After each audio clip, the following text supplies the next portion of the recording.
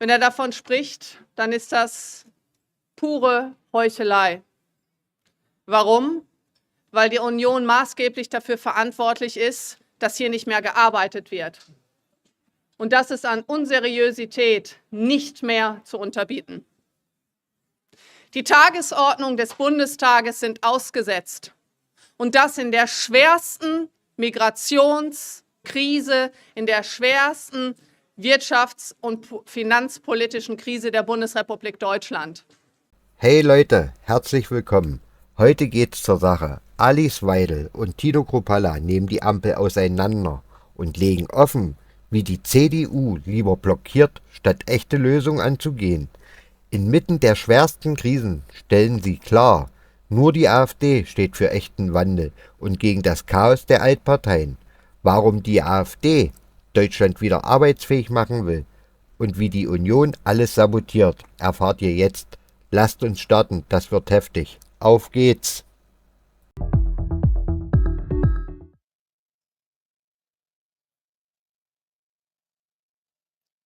Herzlich willkommen zum heutigen Pressegespräch der AfD-Bundestagsfraktion.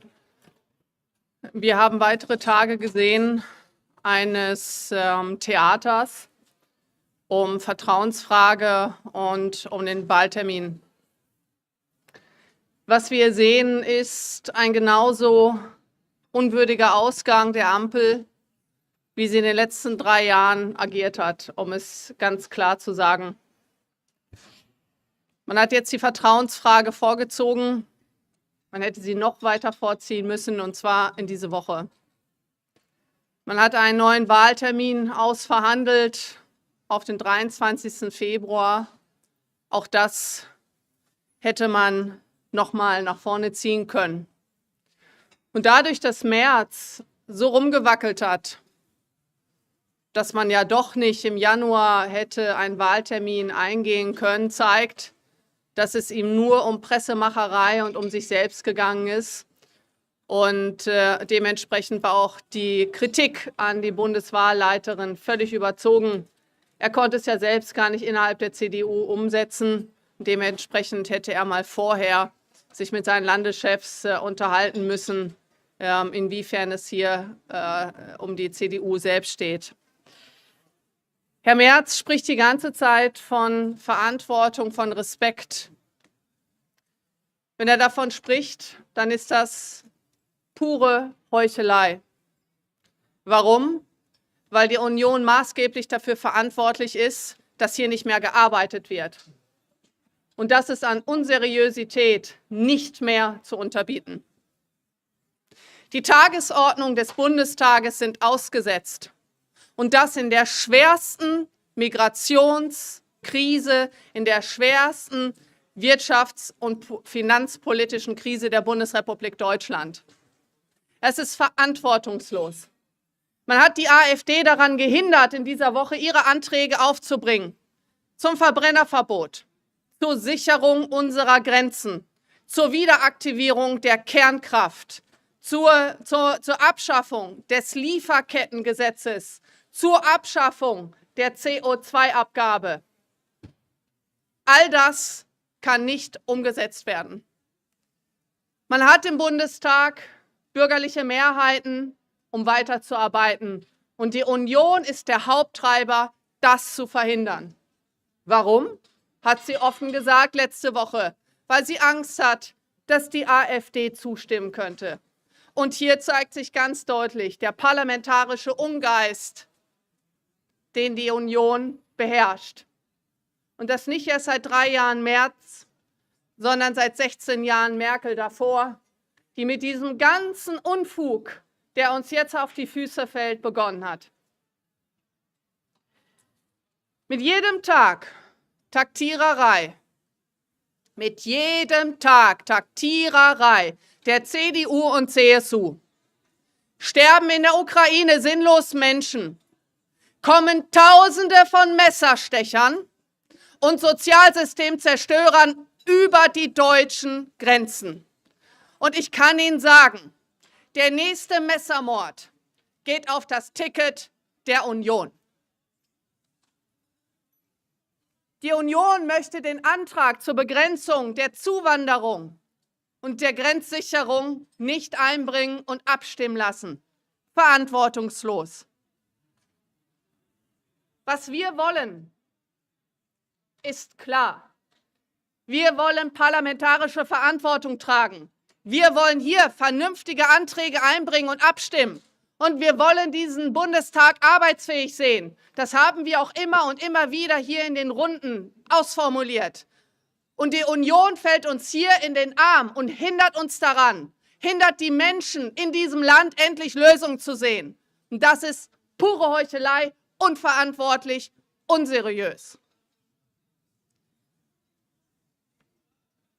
Lassen Sie uns hoffen, dass wir irgendeine Veränderung sehen. Denn ich habe hier Zweifel, dass die CDU überhaupt umsetzen möchte. Der CDU fehlt der politische Wille. Sie schreibt bei der AfD ab. Sie geht mit unseren Positionen auf Wählerfang und flirtet hier mit der abgewirtschafteten SPD. Söder hat die Große Koalition ins Spiel gebracht und mit so einem abgewirtschafteten Vizekanzler, dem Kinderbuchautor Habeck. Dem Merz ist die Politik völlig egal. Friedrich Merz will nur mit den Stimmen der SPD und mit den Grünen zum Kanzler gewählt werden. Und glauben Sie etwa, dass damit ein Politikwechsel möglich wird? Auf keinen Fall. Ein echter Politikwechsel ist nur mit der Alternative für Deutschland möglich.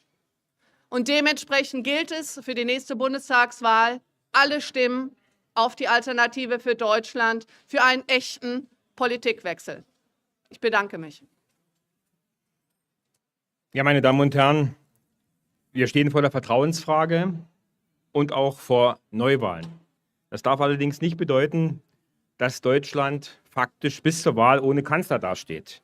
In dieser Umbruchsphase, in dieser wichtigen Phase geht es in Europa um Krieg und Frieden, um Sicherheit und Wohlstand. Der Bundeskanzler Olaf Scholz muss auch in dieser Zeit handlungsfähig sein und Weichenstellungen vornehmen. Denn sein Amtseid besagt nach Grundgesetz, er möge seine Kraft dem Wohle des deutschen Volkes widmen, seine Nutzen mehren, Schaden von ihm wenden. Bei der Ampelkoalition hatte man bislang den Eindruck, es gehe nur um die Ukraine, um Ukraine, um Ukraine. Die Ampel hat bereits 30 Milliarden Euro in die Ukraine gesteckt und ist wegen dem Streit auch um die Ukraine-Hilfe geplatzt. Diese Gelder fehlen der deutschen Wirtschaft, diese Gelder fehlen der deutschen Bevölkerung. Vor dem Ampelaus wollte der Kanzler die Ukraine-Hilfe offenbar um weitere 3 Milliarden Euro aufstocken. Zusätzlich im Übrigen zu den bereits 12 Milliarden Euro Ukraine-Hilfen, die bereits in der Haushaltsplanung mit vorgeschlagen waren. Auf Kosten unserer Zukunft, unserer Kinder und Enkel will genau diese Ampel einen aussichtslosen Krieg weiterfinanzieren. Und wollte sie diesen Krieg weiterfinanzieren. Das ist keine Politik für die Interessen deutscher Bürger. Wenn man die Minister Habeck und Baerbock hört, bekommt man den Eindruck, die Ampel geht es überhaupt nicht um das Wohl der Bürger. Auch die restlichen Ampelparteien geht es wahrscheinlich nicht mehr um das Wohl der Bürger. Die wahre Notsituation betrifft unsere Landsleute hier in Deutschland. Not herrscht in der Wirtschaft, die wegen der hohen Energiepreise in die Knie geht. Not herrscht wegen Habecks Wirtschaftskrieg. Aber, und das will ich auch sagen, es besteht auch Hoffnung. Präsident Trump will den Ukraine-Krieg schnell beenden. Dabei kann er allerdings nicht auf die Hilfe der CDU-CSU zählen. Friedrich Merz will Taurus-Marschflugkörper in die Ukraine liefern und auch die Reichweitenbegrenzung aufheben. Kanzlerkandidat Merz steht also für mehr Waffen und für mehr Geld in die Ukraine statt für die eigenen Bürger. Und das sollten auch alle Wähler wissen, die eventuell die CDU wählen wollen. Herr Merz war jahrelang BlackRock tätig als Vorstandsvorsitzender. Der Vermögensverwalter BlackRock soll ja in der Ukraine den Wiederaufbau koordinieren.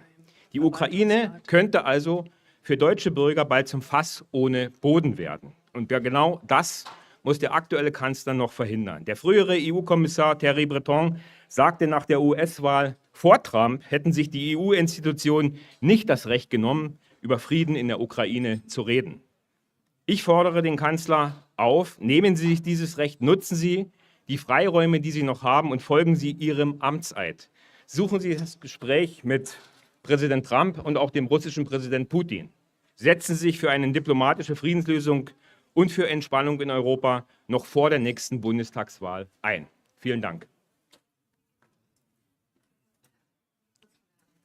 Sie hatten gerade gesagt, Sie wären eigentlich für frühere Wahlen gewesen. Es sind ja aber auch noch ein paar Landeslisten, die nicht aufgestellt sind. Und außerdem gibt es noch einen Parteitag, den Sie abhalten müssen. Können Sie sagen, wann dieser Parteitag stattfindet und wo er stattfindet? Den Ort werde ich Ihnen nicht verraten, aber ich kann Ihnen sagen, dass wir als Alternative für Deutschland vollständig im Plan sind. Die meisten Landesverbände haben bereits ihre Aufstellungsversammlung durchgeführt. Die restlichen Landesverbände werden in diesem Jahr noch aufstellen. Auch das ist alles eingetütet. Und wir werden den Bundesparteitag deutlich nach vorne ziehen in den Januar hinein. Der Ort wird dann bekannt gegeben, wenn es dann soweit ist. Das ist nicht der Fall. Vielen Dank. Alles Gute, tschüss. Macht die Kreuze klar für